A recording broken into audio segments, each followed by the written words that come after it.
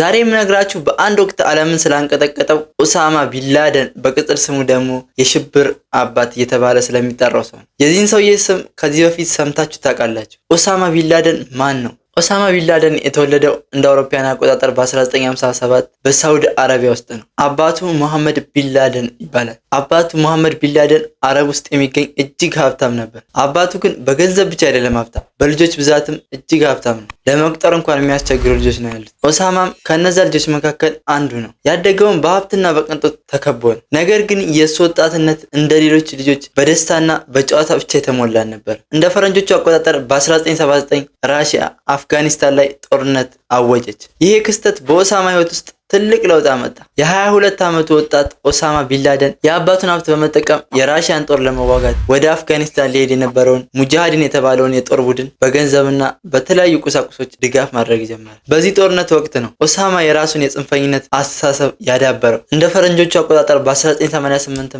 ራሽያ በጦርነቱ ተሸንፋ ከአፍጋኒስታን ለቃ ወጣች። በዚህ ሰዓት ኦሳማ የራሱ አዲስ እቅድ ነበረው። እቅዱም አልቃይዳ የተባለውን የጽንፈኛ ቡድን መመስረት ነው። የዚህ ቡድን ዓላማ በኃይልና በግድያ የራሱን የጽንፈኝነት ሐሳብ ማሳካት ነው። ይህም ቡድን በተለያዩ ሀገራት የጽንፈኝነት ሐሳቡን ማስፋፋት ጀመረ። ኦሳማም በአፍጋኒስታን፣ በፓኪስታን እንዲሁም በሱዳን ላይ የራሱን የስልጠና ካምፖች አቋቋመ። ኦሳማም ቀስ በቀስ ጥላቻውን ወደ አውሮፓ ዞረ። በተለይም የአሜሪካ ጦር በሳውዲ አረቢያና በሶማሊያ መገኘቱ እጅግ ያበሳጨው ነበር። እንደ ፈረንጆቹ አቆጣጠር በ1990 ኦሳማ የመጀመሪያ ጥቃቱን ለማድረግ አሰበ። እሱ ያሰበው ሱዳን ሀገር ሆኖ አውሮፓን ለማጥቃት ነበር። ኦሳማም ጥቃቱን እንዴት እንደሚፈጽም እቅድ አወጣ።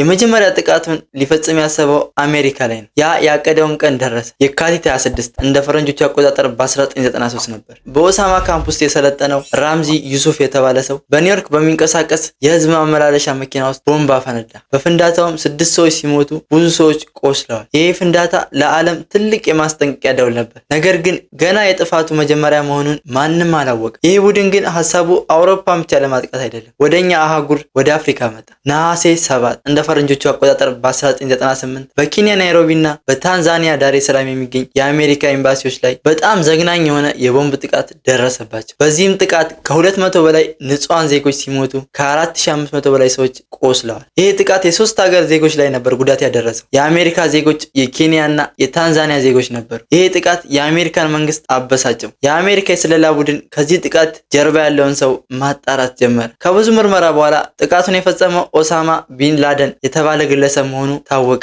አሜሪካም ወዲያውኑ በኦሳማ ላይ ክስ መሰረት። ሰኔ 7 እንደ ፈረንጆቹ አቆጣጠር በ1999 የፌዴራል ምርመራ ቢሮ FBI ባወጣው መግለጫ ኦሳማና ሌሎች 10 ግለሰቦች በዓለም ላይ በጣም ተፈላጊ ወንጀለኞች መሆናቸውን ለዓለም አሳወቀ። ኦሳማ ግን ጥቃቱን አላቆመም። ጥቅምት 12 በየመን ወደብ ዳርቻ ላይ የነበረችውን USS ኮል የተባለች የአሜሪካ የጦር መርከብ ላይ ጥቃት አደረሰ። በጥቃቱም በመርከብ ውስጥ የነበሩ 17 ሰዎች ተገደሉ።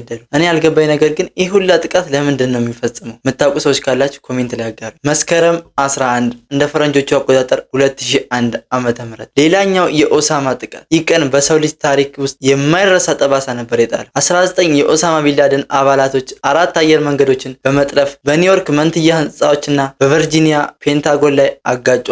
አራተኛው አውሮፕላን ደግሞ በፔንሲልቬኒያ ሜዳ ላይ ወደቀ።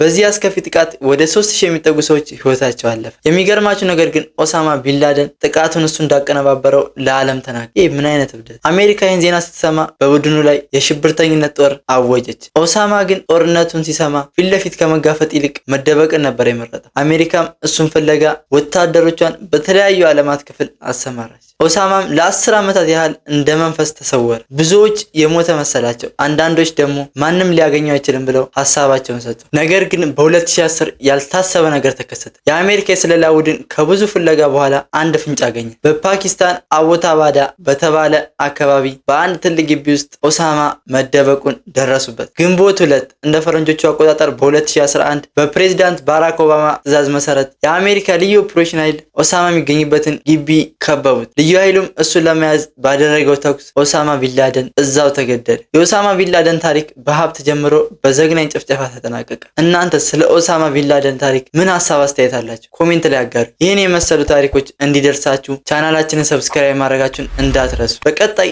በሌላ ታሪክ እስከምንገናኝ ቸር ሰንብቱ።